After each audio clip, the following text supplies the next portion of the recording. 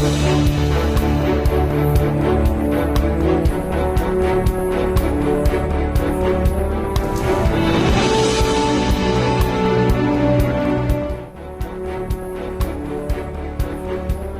Back ناظرین. کچھ خفا سے سابق وفاقی وزراء نے ملکی مسائل اور حالات کے ذمہ داران کا تعین کرنے کے لیے ٹروتھ کمیشن بنانے کا مشورہ دیا ہے. ان کا کہنا ہے کہ ماضی کی غلطیوں سے سیکھ کر آگے بڑھا جائے. اور یہ صاحب، یہ جو ٹروتھ کمیشن بنانے کا فیصلہ کیا جا رہا ہے اور ری امیجننگ پاکستان کے نام سے جو ایک سیمینارز کا ایک سلسلہ ہے جو کہ ہم دیکھ رہے ہیں، کس طرح سے دیکھ رہے ہیں آپ؟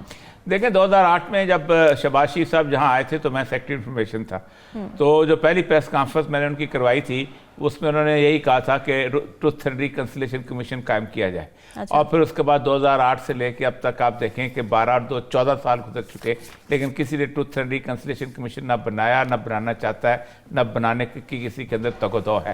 اس کی ایک بنیادی وجہ یہ ہے کہ ٹروتھ اینڈ ریکنسیلیشن کمیشن بنایا جائے گا تو پھر اس میں یہ نہیں ہو سکتا کہ مولوی کو چھوڑ دو اور مسٹر کو رکھ لو، ٹھیک ہے، پھر یونیفارم کو چھوڑ دو اور سیولین کو رکھ لو. پھر تو سب کے اوپر بات کرنی پڑے گی.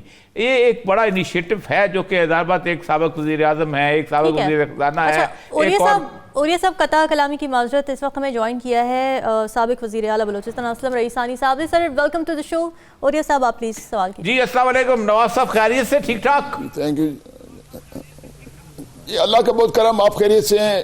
تھینک یو جی. نواز صاحب، یہ جو ابھی آپ نے انیشیٹو لیا ہے، ظاہر بات ہے ہم تو عرصے سے اس کا سوچ رہے تھے اور یہ بڑی کمال کی بات ہے کہ بلوچستان سے یہ چیز آئی ہے. اب کیا کرنا، کتنے 75 سال کا اتنا بڑا گند جو ہے، کیا چاہتے ہیں آپ اس کو ایک دفعہ پورا ریویو کر لیا جائے یا کوئی نئی چیز شروع کی جائے؟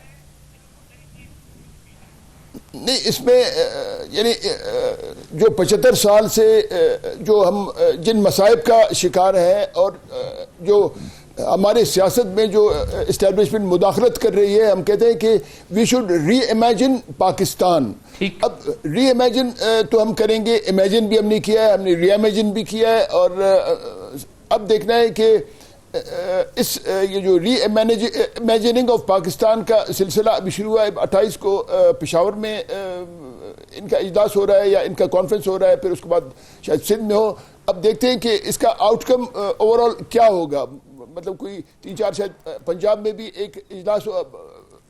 اب دیکھنا ہے. Now let's see what will be the outcome of these conferences which will be held all over the country.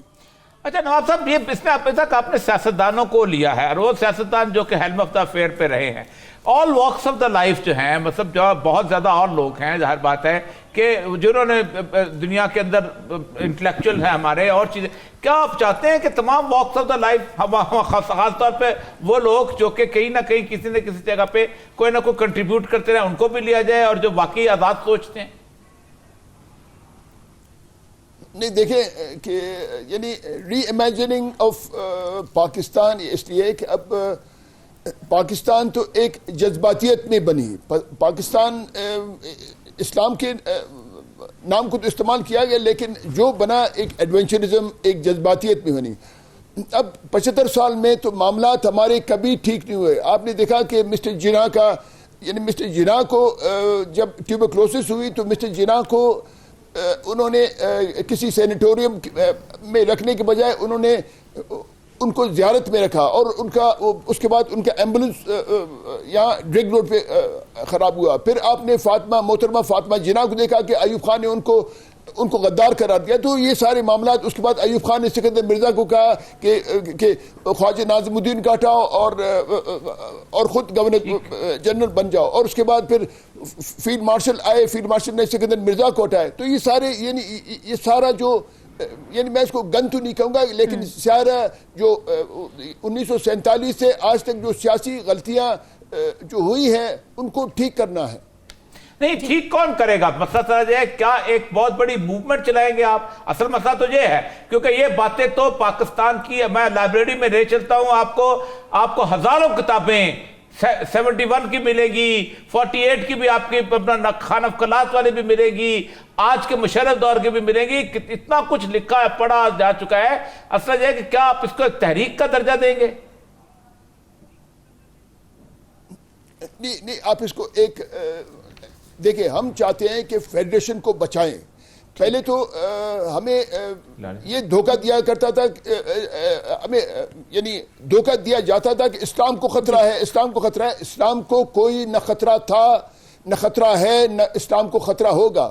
آج میں سمجھتا ہوں کہ پاکستانی فیڈریشن کو خطرہ ہے. پاکستانی فیڈریشن کو بچانے کے لیے ری امیجننگ آف پاکستان کا یہ جو ایک سلسلہ شروع کیا ہے، اور میں سمجھتا ہوں کہ یعنی ہم کو ری امیجن تو کرنا چاہیے، لیکن امیجن کرنے کے لیے اور ری امیجن کرنے کے لیے اور اس کا جو آؤٹ کم ہے کیا، جو پاکستانی ملٹری اسٹیبلشمنٹ ہے وہ بھی اس ری امیجننگ میں شامل ہوگا یا صرف ہم ہوں گے؟ مطلب یہ تو ابھی کوئی 4-5 جو اجلاس اس کا ہوگا، پھر اس کا جو اجلاس کا کنکلوژن ہوگا، اس کے بعد ہم دیکھیں گے، اور کنکلوژن کے بعد ہی کوئی ایک ٹھوس فیصلہ ہم کر سکیں گے کہ اس ملک میں جو ایک پاکستان ایک کثیر القومی ریاست ہے. جی ظفر العالی صاحب، آپ کچھ کہنا چاہ رہے ہیں تو پلیز بات کر لیجئے. جی نہیں، میں سمجھتا ہوں کہ ان کا کوز جو ہے دو پوائنٹ کوز جو ہے، ایک ہے ڈیموکریسی کو اسٹرینگتھن کرو. بیسکلی وہ چاہتے ہیں کہ اسٹیبلشمنٹ کا ہاتھ نہ ہو، اور دوسری بات کہ فیملی پارٹیز جو ہیں وہ نہ ہو. اب بوتھ آف دیم آر میرے خیال میں ویری انڈرسٹینڈیبل اور ریزنیبل ڈیمانڈز. مجھے صرف ڈر یہ ہے کہ یہ جو 4 بندوں نے نکل کے یہ سب چیزیں کر رہے ہیں، میں نے کسی کو پوچھا، وہ کہنے لگے کہ ان کے جو کریڈینشلز ہیں اتنے اچھے نہیں ہیں، اس لیے کہ یہ سب جو ہیں یہ پولیٹیکل پارٹیز کے ایکس ممبرز ہیں، یا ان کو نکال دیا گیا ہے یا خود چھوڑ کے نکل آئے ہیں. اچھا. اور ان کا جو ٹرم تھا اس میں کوئی خاص ان معاملوں پہ ترقی نہیں ہوئی تھی. لشکر ثانی صاحب جو ہیں وہ پی پی نون میں تھے، پی میں تھے، نون میں تھے، BNP منگل میں آ گئے اور سنا تینوں سے وہ اب نکل گئے. نواب صاحب جو ہمارے ساتھ بیٹھے ہوئے ہیں، ان کا ریکارڈ ہے چیف منسٹرشپ کا، کوئی خاص مجھے نہیں پتا. I thought it could have been better. کافی ایسے قسم کے کرٹیسزم ہیں ان کے اس پہ بارے میں جو لوگ کہتے ہیں سم از جسٹیفائڈ. نفتہ صاحب جو ہیں وہ نون سے ایکسپیل ہو گئے ہیں یا ہونے جا رہے ہیں، اور کھوکر صاحب جو ہیں میرے خیال میں ان کا تو بڑا اچھا کوز تھا، سواتی کو انہوں نے سپورٹ کیا. بالکل جو سواتی کے ساتھ ہوا ہے اچھا نہیں تھا. اور جو دوسرے صاحب ہیں، ایک خاقان عباسی صاحب ہیں، ان کے بارے میں یہ کہوں گا کہ جب ان کے پاس اختیار تھا اور کیا کیا نہیں کر سکتے تھے، اس وقت تو انہوں نے یہ باتوں کا سوچا ہی نہیں ہے. اب جیسے وہ سائیڈ لائن ہو گئے ہیں، ایک بیٹا آ گیا ہے یا بیٹی آ گئی ہے یا بھتیجے آ گئے ہیں یا پتہ نہیں اور کیا کیا آنے ہیں ہمارے پارٹیز میں، اس کے ساتھ ہی پولیٹیکل فیوچر کچھ اچھا نہیں لگ رہا ہے. میرا مطلب یہ ہے کہ جو لوگ آ کے کہتے ہیں ایک ریڈیکل ٹرن ہونا چاہیے ہمارے نیشنل تھنکنگ میں، ان کے کریڈینشلز کچھ بہتر ہونا چاہیے. نواب صاحب یہ اتنی بڑی چارج شیٹ ہے، ثانی صاحب معاف کریے، ظفر العالی صاحب نے اتنی بڑی چارج شیٹ ڈال دی ہے. نواب صاحب یہ ذرا سا آپ خود ہی جواب دیجیے گا اس کا. جی بالکل، میں یہ کہتا ہوں کہ ایک ہے پولیٹیشین کا انالیسس، ایک ہے پولیٹیکل اینالسٹ کا انالیسس. یہ جو ہلالی صاحب کہہ رہے ہیں، ان کا اپنا رائے ہے، ان کا اپنا سوچ ہے، اپنا فکر ہے. جو ہمارا سوچ ہے، ہم جو حقیقت پسندانہ ہم بات کرتے ہیں. بات بالکل صاف ہے، پاکستان ایک کثیر القومی ریاست ہے. یہاں بلوچ، پشتون، پنجابی، سندھی یہاں آباد ہیں. ہمارا اپنا تاریخ ہے، ہمارا اپنا زبان ہے، ہمارا اپنا علاقہ ہے، ہمارا اپنا ثقافت ہے. ہم چاہتے ہیں کہ we should reimagine Pakistan, اور کانسٹیٹیوشنل ریفارمز ہونے چاہیے. یہ جو ہلالی صاحب کہتے ہیں کہ مجھ پہ بھی کرٹیسزم ہے، اس پہ بھی میں نے کئی دفعہ دیکھا ہے کہ ہلالی صاحب بھی بہت سے یہ جو ٹی وی اینکرز ہیں، بہت سی پولیٹیکل اینالسٹ پولیٹیشنز نے ہلالی صاحب پہ بھی بہت تنقید کیا ہوا ہے. ہلالی صاحب تو سب بھی تنقید کرتے ہیں، اس قسم کی تنقید نہ میں قبول کروں گا. ہلالی صاحب کو اسلم صاحب ہلالی صاحب یہ کہہ رہے ہیں کہ جو اس وقت ابھی جو سلسلہ چل رہا ہے اس کے اندر ایکس مین ہے، جو ان کے پاس اختیار تھا، جو جس کانسٹیٹیوشنل ریفارم کی آپ بات کر رہے ہیں وہ لوگ کر سکتے تھے کیونکہ وہ تب پاور میں تھے، تب نہیں کیا گیا. تو اب کیسے کر لیں گے، یہ وہ سوال کرنا چاہ رہے تھے ہلالی صاحب. اس طرح محترمہ آپ بھی ایک بات سوچیں کہ یعنی میرے نظر میں سیاسی معاملات کو، معاشی معاملات کو آپ 5 سال کے اس چھوٹے عرصے میں آپ ٹھیک نہیں کر سکتے، آپ کو وقت چاہیے. اب فیلڈ مارشل ایوب خان نے جب بیسک ڈیموکریسی کا وہ دندہ شروع کیا اور اس کے بعد انہوں نے محترمہ فاطمہ جناح کو انہوں نے غدار قرار دیا، مسٹر جناح کو یہ لے گئے اور زیارت میں اس کو انہوں نے بند کیا. یعنی وہاں ان دنوں میں زیارت میں نہ ٹیلی فون، نہ روڈ، نہ ہاسپٹل، نہ ڈاکٹر، کچھ نہیں تھا. چاہیے تو یہ تھا کہ مسٹر جناح کو کسی سینیٹوریم میں یا کوئٹہ کے سینیٹوریم میں رکھتے کیونکہ ان کو ٹیوبرکلوسس تھا، یا ان کو مری میں رکھتے، یا ان کو ایبٹ آباد میں رکھتے. تو مطلب یہ سارے ہلاری صاحب کو بھی یہ دیکھنا چاہیے کہ پاکستان کا ہسٹری کتنا چیکرڈ ہے یعنی اور یہ جو ہم لوگ باتیں کرتے ہیں کہ یعنی ہم پہ تنقید کرتے ہیں، تنقید بالکل ہم سننے کو تیار ہیں اور ہم ہر تنقید کا ہم جواب بھی ہم دے سکتے ہیں، ہمارے پاس ہر جواب ہے. نواب صاحب سب سے اہم بات یہاں پر یہ بنتی ہے کہ یہ بات بالکل ٹھیک ہے کہ پاکستان کی سیاست کبھی اسٹیبلشمنٹ سے آزاد نہیں رہی، لیکن ایک اور تاریخی حقیقت بھی ہے کہ یہ اسٹیبلشمنٹ 1951 میں نوابزادہ لیاقت علی خان کے امریکہ کے دورے کے بعد فیلڈ مارشل محمد ایوب خان کو آرمی چیف لگانے اور امریکہ کے کہنے کے اوپر لگانے سے شروع ہوئی تھی. ایک بات یہ مجھے بتائیے کہ آپ انٹرنلی ہاؤس اگر ٹھیک کر بھی لیں گے تو کیا آپ ایکسٹرنل پاورز جو انٹرپلے کرتی ہیں، جو ہمیں کبھی افغانستان میں اسلام کے نام پہ لڑاتی ہیں اور کبھی دہشت گردی کے نام پہ لڑاتی ہیں، آپ ان کا مقابلہ کیسے کریں گے؟ اچھا آپ دیکھیں نا کہ ایکسٹرنل جو فورسز ہیں وہ اس لیے ہم پہ غلبہ حاصل کرتے ہیں کہ ہم خود ان کے ساتھ شامل ہونے کو تیار ہیں ہمیشہ. جب افغانستان کا معاملہ ہوا میں پاکستان نیشنل پارٹی میں تھا اور میں اسمبلی کا میں پراونشل اسمبلی کا میں رکن تھا. اس دن سے میں کہتا آ رہا ہوں کہ افغانستان کے معاملات میں مداخلت بند کرو، لیکن آج تک مداخلت ہوئی. آج آپ جائیں کندھار میں، آپ جائیں کہ پاکستانیوں کا کیا حیثیت ہے کندھار میں، کیونکہ ہم ہر معاملات میں، ہم افغانستان کے معاملات میں ہم مداخلت کرتے ہیں، ایران کے معاملات میں ہم مداخلت کرتے ہیں، چین کا جو ارمکی اور سنکیا کا علاقہ ہے، یعنی چین بھی پاکستان سے شکایت کرتا ہے کہ وہاں جو مسلمان ہیں ان کو پاکستان ایڈ کر رہا ہے. اچھا پھر پاکستان کا جو مخدوش جو سیکیورٹی سچویشن ہے وہ تو اتنا خراب ہو گیا ہے کہ آج پاکستان کے نیوکلیئر پروگرام سے سارا دنیا خوفزدہ ہے، سارا دنیا خوفزدہ ہے. اور چاہے وہ چین کے شکل میں ہو، روس کے شکل میں ہو، یا ہمارے دوسرے اسلامی ممالک کے دوستوں، کیونکہ سیکیورٹی سچویشن ہمارا اتنا مخدوش ہے کہ وہ ڈرتے ہیں کہ اگر خدا نہ خواستہ یہ ہمارا سیکیورٹی ایسیڈز کسی دہشت گردوں کے ہاتھ لگ گئے تو دنیا کا کیا حالت ہوگا. تو یہ it is a very complex situation. یہ صرف ہلاری صاحب کے تنقید سے یا اس کے حمایت سے یا اس کے حمایت سے یہ معاملات ٹھیک نہیں ہوں گے. ہم کو بیٹھنا ہوگا. ہم کو جو آپ نے کہا کہ یعنی میں کہتا ہوں کہ ٹروتھ کمیشن تشکیل ہونی چاہیے. آپ نے کہا ریکنسیلیشن میں کہوں گا کہ شریعت کے مطابق ہونا چاہیے. نہیں، پہلے ٹروتھ کمیشن کو آپ تشکیل دیں. ٹروتھ کمیشن میں مطلب جس طرح بھی یعنی اس کا تشکیل ہو، اور اس کے بعد پھر ریکنسیلیشن دوسری بات ہے. سب سے جو اہم آج پاکستان میں یا بلوچوں جی میری بات سنیں، جو سب سے اہم ہمارا بات ہے، ہمارا مسنگ پرسن ہے. ہمارے 9, 10, 12, 13 ہزار لوگ ہمارے گم ہیں.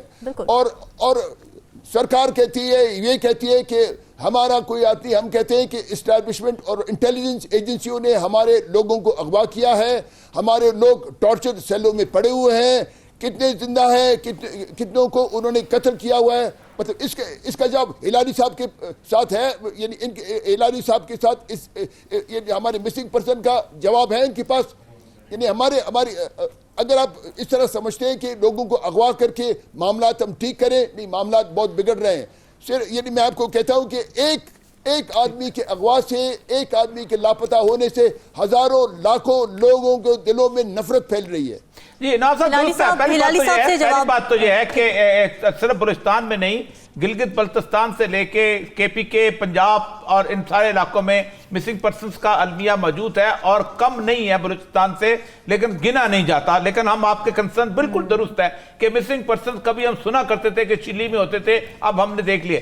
اصل بنیادی طور پہ میں نے سوال وہی بنیادی طور پہ آپ سے یہی کیا تھا کہ جو انٹرپلے باقی ہو رہا ہے، یہ ہم اگر افغانستان میں دخل اندازی کرتے ہیں اپنے طور پہ نہیں کرتے، ہم کسی اور کے کان ہم نے پکڑے ہوتے ہیں، ہم اس کے کہنے پہ کرتے ہیں. پھر ایک کان دوسرا پکڑتا ہے، ہم ایران میں کرتے ہیں. پھر تیسرا کان، ہمارے جو کان پکڑے ہوئے ہیں اس کان پکڑے ہوئی کیفیت کے اندر یہ جو معاشی حالت ہے، جس معاشی حالت کے اندر ہم ایک ڈیفالٹ کی صورتحال میں ہیں، ہم یہ اپنا کان کیسے چھڑائیں گے؟ نہیں دیکھیں، آپ نے اپنے کان تو پہلے دن سے آپ نے جو کان پکڑنے والے آپ نے اپنے کان ان کے ہاتھ میں دیے ہیں، آپ ان کے اعلیٰ بن گئے ہیں.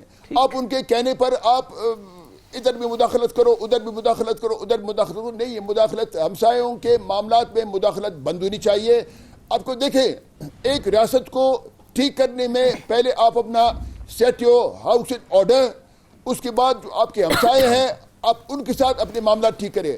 آج آپ ریاست پاکستان اور ہمارے فورن پالیسی کو دیکھیں، آپ سے ایران خوش نہیں، آپ سے افغانستان خوش نہیں، آپ سے چین ڈرتا ہے، آپ سے ہندوستان خوش نہیں. کشمیر کا مسئلہ اس طرح پڑا ہوا ہے، کشمیر کے مسئلے کو آپ بھول کر ابھی آپ نے نیا کرتارپور کا اپنے دندہ شروع کیا ہوا ہے. تو یہ سارے آپ دیکھیں آپ لوگ کیا کر رہے ہیں، آپ لوگ کیا کر رہے ہیں.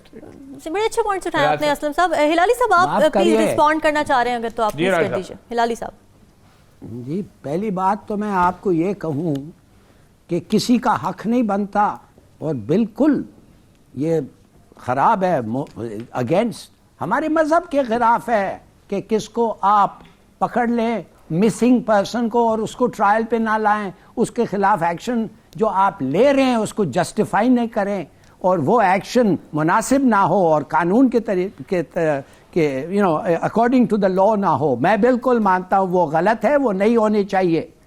اور جو کرتا ہے اس کو جب پتہ چلتا ہے آپ کو، اس کے خلاف عبرتناک سزا ہونا چاہیے. اس طریقے سے شاید یہ رکے. there is no doubt about that. مگر آپ تو کہہ رہے ہیں کہ ہمارے افغانستان کے بارے میں آپ کہہ رہے ہیں، ہم افغانستان تو پہلے دل سے کہا ہے ہم پاکستان کو نہیں مانتے. واحد ملک تھا 1947 میں جو کہا ہم ریکگنائز نہیں کرتے ہیں پاکستان کو. کیوں کہا؟ اس لیے وہ کہا کہ یہ اٹک تک یہ ہمارا زمین ہے. تو ہم کیا کرتے ہیں ان کو خوش کرنے کے لیے؟ کہتے ہیں آ کے لے لو. اور اگر افغانستان میں روس کا انویژن آیا اور اگر ان کے لوگ بھاگ کے ادھر آئیں، ہاں میں مانتا ہوں آپ کی بات. میں تو سمجھتا ہوں ڈوز آف سوشلزم تو بڑا اچھا ہوتا افغانستان کے لیے، ہونا بھی چاہیے، کیوں نہیں. مگر اس وقت ہمارا پورا ملک اور افغانستان چاہتا تھا کہ ہم اکٹھے ہو کے لڑیں ان کے خلاف. ہم نے لڑا، ہمارے سے لوگوں نے فائدہ اٹھایا. ہماری اسٹوپڈیٹی تھی کہ ہم نے جا کے اتنا کیا، اتنا سب کیا امریکنوں کے کہنے پہ. ہاں مگر ہمارے کچھ سیکیورٹی کنسرنز بھی ہیں. ایک ملک ہے جو ہمارے بارڈر پہ ہے، 10 گنا ہمارا سائز ہے، اس کا نیوی 8 گنا ہے، 6 گنا ہے، اس کا ایئر فورس 8 گنا ہے، اس کے آرم فورسز 4 گنا ہے. اور وہ کہتا ہے کہ میں مانتا ہی نہیں ہوں کہ بھارت ماتا کا علیحدگی ہوئی ہے. یہ نہیں ہونا چاہیے پاکستان، یہ ہمارا ہے. تو آپ سمجھتے ہیں کہ ایسے ملک کے خلاف لڑنے کے لیے ہم کچھ پالیسیز نہیں چلا سکتے؟ مثال کے طور پہ جو آ کے ہمیں مدد کرتا ہے، کیا چین نے یہ نہیں کہا تھا کہ پاکستان کو ہم تمہارے ساتھ کھڑے ہوئے ہیں 1965 میں؟ مجھے پتا ہے میرے رشتہ داروں نے جا کے سٹاف ٹاکس کیا تھا 1965 میں چین کے ساتھ. اگر انڈیا اٹیک کرے بڑی اچھی بات ہے، اور ہم نے چین کے ساتھ بڑی اچھی یہ فوج کی ہے.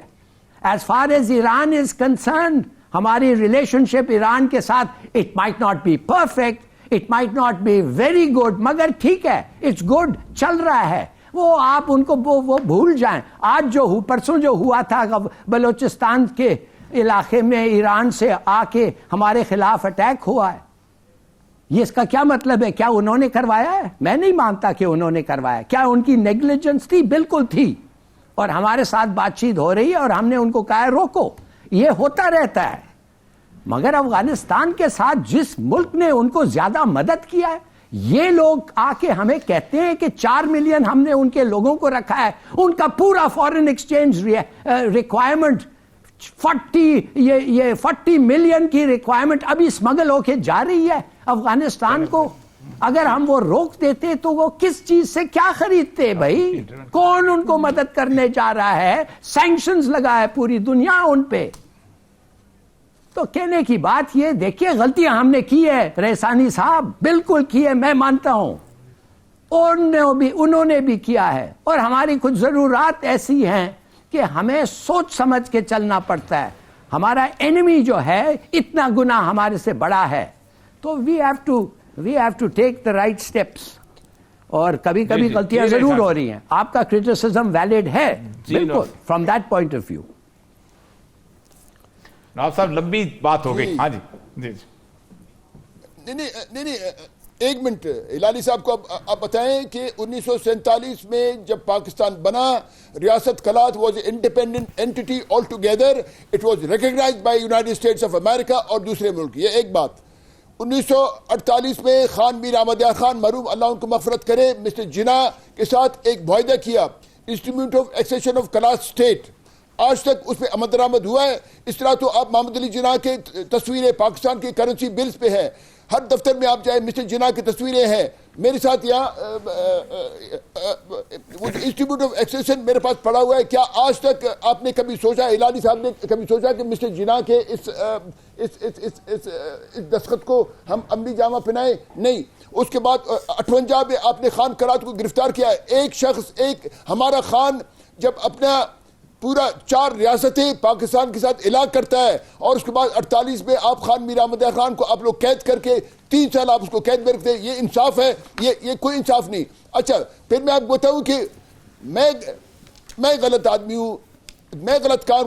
میرے گاؤں کو جنرل پرویز مشرف نے میرے گاؤں کو بلڈوز کروایا، سرکاری بلڈوزر، سرکاری اہلکار، اس میں فرنٹیئر کور، اس میں لیویز کے لوگ تھے، اور ہمارے کتے، ہمارے جانور، ہمارے ٹریکٹر، ہمارے سب کچھ انہوں نے تباہ برباد کر کے رکھ دیا. کیا یہ انصاف ہے؟ یعنی اس سے بریکنگ اور اس سے کور کمانڈر بلوچ تھا، کور کمانڈر تو بلوچ تھا اس وقت، جنرل قادر تھا. جی یہی تو میں نے کہا کہ ڈگری ہوتی ہے، اصلی ہو نکلی ہو. صحیح بات ہے جی. بہت شکریہ نواب صاحب. قیمتی وقت سے ہمیں مستفید کیا، بہت شکریہ. اسلم ریحسانی صاحب ہمارے ساتھ موجود تھے. ناظرین، پنجاب کی سیاست پر کچھ بات کریں گے اس بریک کے بعد.